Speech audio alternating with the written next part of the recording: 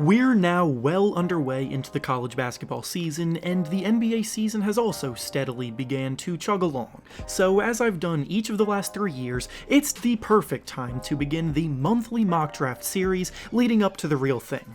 I will be putting out one mock draft every month leading up to the 2021 NBA draft, and by doing this, it's a good way to stay updated on the current status of the top prospects in this year's class, to monitor how they're trending and playing individually, and match them up with NBA teams that may be in the range to select them. Even though it's still so early in the season, the draft order used here will be based on the current standings as well. Before we get started though, it turns out about 68% of you watching right now aren't even subscribed to the channel, so please, if you enjoy the content, consider hitting the subscribe button, as not only does it help out a ton, but I would also very much appreciate it. Now with that being said, let's begin. Starting at the bottom of the lottery and working our way up to the coveted number 1 pick, at number 14, the Oklahoma City Thunder select Greg Brown from Texas. Brown is an absurdly explosive athlete with the physical tools and natural gifts to entice scouts, and then on top of that, he has shown steady progression as the college season has progressed. Admittedly, he did struggle when the season began in their first few games, but he's definitely settled in over the last few games as well, and especially his three-point shot has started to fall, which could unlock another aspect of his game to entice teams at the next level. He will need to continue to show the progress throughout the rest of the year and demonstrate he can impact games on a more consistent basis, but in general, he's a very interesting prospect. Next up, with the 13th pick in the draft, the Los Angeles Lakers select Josh Christopher from Arizona State. Now, we know the Lakers won't actually end up in the lottery come season's end, but at this point they could look to add another bench scoring option, and Christopher is a very ideal fit. Christopher is the embodiment of a professional scorer, and it seems like I'm much higher on him than most at this point in time, but I'm doubling down on him as a potential prospect. Yes, you can look at his poor three-point percentage so far and worry, but just by watching him play and seeing the confidence he exudes creating his own shots, it's very apparent that he's a better shooter than the numbers show, and outside of that, he's been a dominant scorer in all other aspects of the game. He's a 6'5" shooting guard with a professional scoring package that should translate flawlessly. Next up, with the 12th pick in the draft, the Denver Nuggets select Usman Garuba from Real Madrid. Garuba is the top international prospect at this point in time in the class, and he has a skill set Nuggets would love. Garuba is a young, promising forward who possesses extreme versatility on both ends of the floor. Offensively, he admittedly isn't much of a scorer at this point, but he's a very impactful defender as both a rim protector, help side defender, and switchable guy who can defend multiple positions, and offensively, he's a very good finisher around the rim and passer at this point in time. Up next, with the 11th pick in the draft, the New York Knicks, who own the Dallas Mavericks pick, select Moses Moody from Arkansas.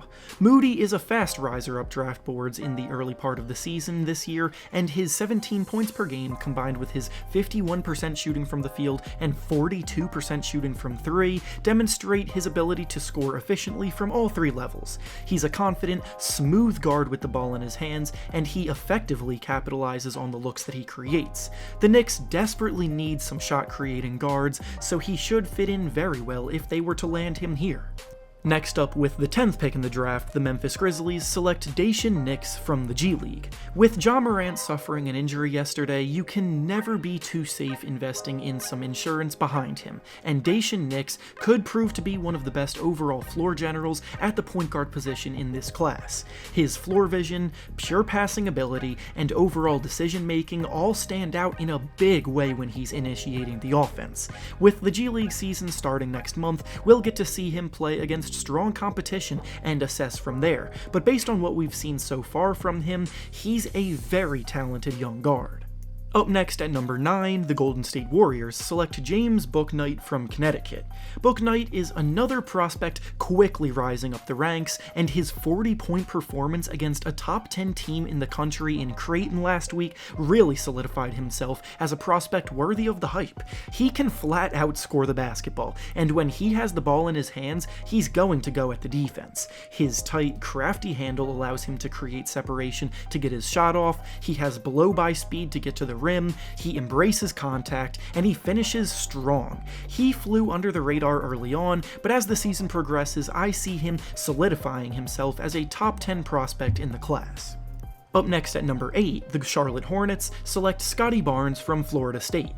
Barnes is a jack-of-all-trades player as a forward who gives you a little bit of everything out on the floor on both ends. He's been compared to Draymond Green for several reasons, as he's a very good playmaker for a player at his position, he's a smart decision maker, he's incredibly strong, and he has a good handle, but with the good of Green's game, he unfortunately possesses some of the bad, as his jumper at this point is very inconsistent. He does, however, have a 7'2" wingspan, which is the kind of length that can be used to pester opponents on the defensive end, and while he may not stand out as great in any one area, he is very good in most areas. Next up at number 7, the New York Knicks select Brandon Boston from Kentucky. Boston came into the season highly touted, and although he has had a few moments demonstrating that potential most saw in him, he has definitely struggled so far this year. This doesn't mean that you should give up on him by any means, but if he doesn't turn things around soon, I would tend to believe that he'll begin to fall further down the draft. In theory, him being a 6'7" wing player with his length and natural ability to get buckets would entice any NBA team early on in the draft, but the physicality is getting the better of him right now, and he will need to add more strength over time for sure. Up next at number 6, the Milwaukee Bucks select Jalen Johnson from Duke. Of course, the Bucks are another team that just happened to get off to a slow start, so they will in all likelihood not be actually picking this early, but for now they could look to add an NBA-ready forward like Johnson that plays good hard defense, rebounds the ball, can push the pace, and finish strong. He's very strong for an 18-year-old, and that, combined with his creativity as a playmaker for a forward, make for an interesting combo for any team. He too will need to work on his making perimeter shots more consistently, but overall, he's a very promising player to bring into any team at the next level. Now, to start off the top 5, with the 5th pick, the Oklahoma City Thunder select Jonathan Kuminga from the G League. Kuminga is another player that opted to play in the G League instead of going to college, so we haven't seen much from him competitively yet, but he was one of the top prospects in the class for a reason. He is a strong, explosive combo forward with the tools and physical frame as good as anybody in the class, and his ball skills were trending upward when he was last on the court. He has the talent to push himself into the conversation to be the very best at the draft right now, but we'll revisit that discussion when the season actually gets underway for him and we see him play again.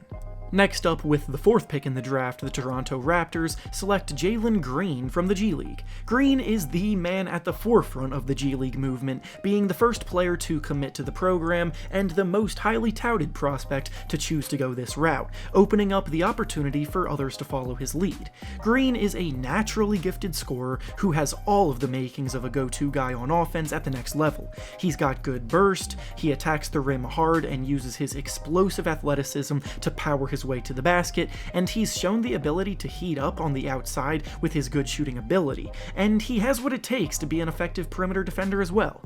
He does tend to be a bit streaky though, so that's something that will determine just how good he can be, but otherwise, he's one of the best players in the class for sure. Up next, with the 3rd pick in the draft, the Washington Wizards select Evan Mobley from USC. Mobley is the very best big man in the class with sky-high potential, and where he lands in the draft will ultimately come down to need and fit for the team.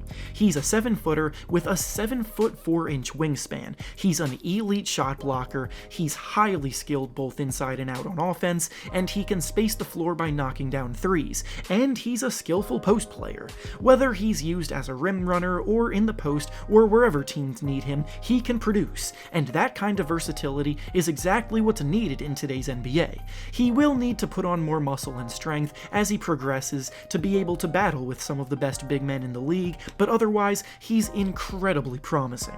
Next up, with the second pick in the draft, the Chicago Bulls select Jalen Suggs from Gonzaga. Before the season started, most, myself included, assumed that the top 3 players in the class were already determined, but Suggs has simply forced his way into this conversation by lighting up the college scene to this point. There isn't anything he can't do from the point guard position, as he's proven to be a very effective player setting teammates up for open looks. He's a strong, confident leader with the ball in his hands when he initiates things overall. He's a terrific athlete, his perimeter shooting has been lights out so far, and his ability to attack the paint off the dribble opens things up a ton.